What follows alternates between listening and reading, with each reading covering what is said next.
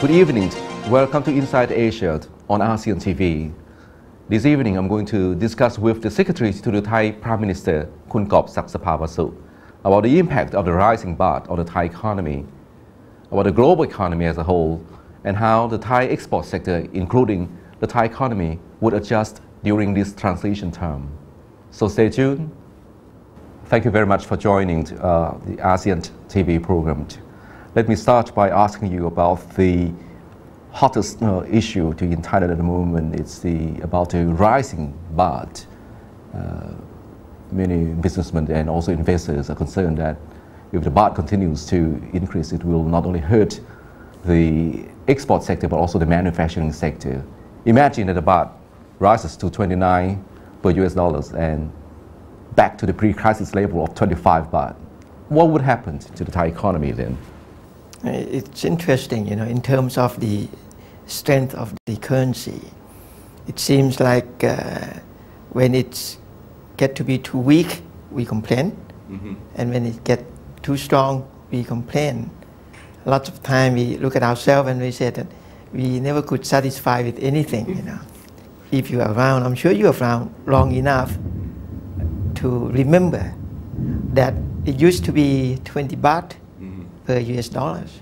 That's a long time ago when I was very young. But we were having a good time. It was depreciated down to 25 baht per US dollars. And we did have a good time then as well. So much of a good time that things keep looking ugly.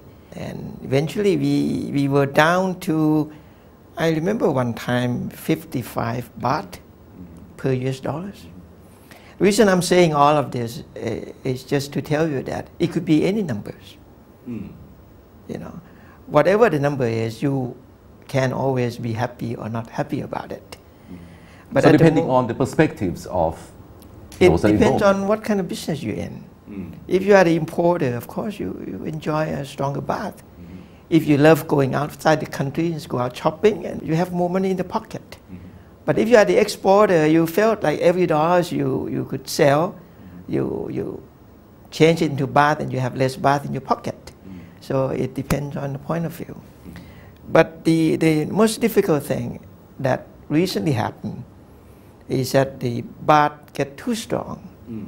Within I think just early this month, it appreciated something like 1.6, 1.7%.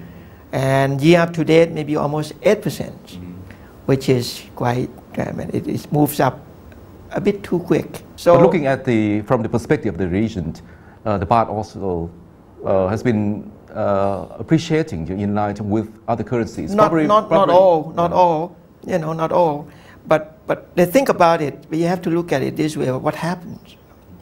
You look at it, you find that it's all about the movement of the capital.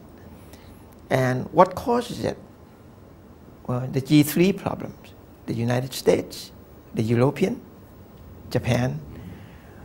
And then you have to go back and is this temporary? Or this is more like long-term situation where things will be like this for a couple more years? Then you have to ask yourself, would G3 be out of the woods within 6 months? Or 2 years, or 3 years? Obviously, the answer is it's going to take a long time. In other words, the easing of the monetary policy will be not only a short term, it will be a long term. If we all could agree to that, then we know that cash coming in or flowing to the emerging markets will be on a long-term basis. So we have to start looking at ourselves now. Are we prepared to be recipient countries to suck in, the massive foreign capital? Whenever we have this sort of trend, movements of capital from the developed markets to the less developed markets or emerging markets like Thailand and Asia, it all represents a start of a build-up of economic or financial bubbles. Should we be prepared this time? The imbalance. Either way, it's always bad things. But to try to block it, in my personal opinion, it's worse than anything else. I think we learn enough that once the current is coming too strong, nothing can block it. And the more you try to block it, the more damage you could done to yourself. But so, at the same time, we can't let it flow in freely. No, we cannot. So basically, what is the solution to this? So we more or less agree now that the G3 will still have problems, and they will still have the low interest rate policy, and for quite some time to come. For quite some time, and the arbitrage, the difference between the interest rate will be high. So what is the solution to slow down the capital inflow? We can do many things. We could say we go back to fixed rates. Well, we think about it and we look at it. Can we really do it? The answer immediately is no, we can't. Why? Because it's just we got a lesson in 1997. It's not possible. It's not possible to do so. So we're talking about some of the blocking method that has been using. As you know, the Bank of Thailand is trying to intervene from time to time. It costs money. You know, when you want to intervene, when you want to get the dollars, to get the baht down, you definitely have to start printing money. When you print money, you create the inflationary pressure. Well, you create the volume money, so you have to suck it in, and that costs money too, by issue bonds or what have you. So you know, when you start intervene, you do the spot. When you do spot, and then you start doing the swap, which turns out to be the forward numbers shown on the internet. By doing so, costs you money, and you may be buying spot or have been purchasing spot at the average of 35 baht per dollar, and you couldn't stop it, and now it's 30 baht per dollar. So every dollar you lost 5 baht. But does it really matter? Losses on the balance sheets of the Bank of Thailand. The Federal Reserve is now running up massive losses, by intervening in the banking sector. That's their business, not our business. Okay, our business but does it matter then? It does matter. If the Bank of Thailand were to incur huge losses from its intervention in the foreign exchange market in order to... But it might be worthwhile to do it. Okay, I'm not saying that you can't do it. I'm just trying to say that what can be done, what cannot be done. Okay, so what happened when the baht is getting stronger and stronger? I don't think it's inevitable. I think we are going to see it. And if we are going to see it, what can we do to help our economy? This is a turning point here, which is very interesting. It could be a good thing.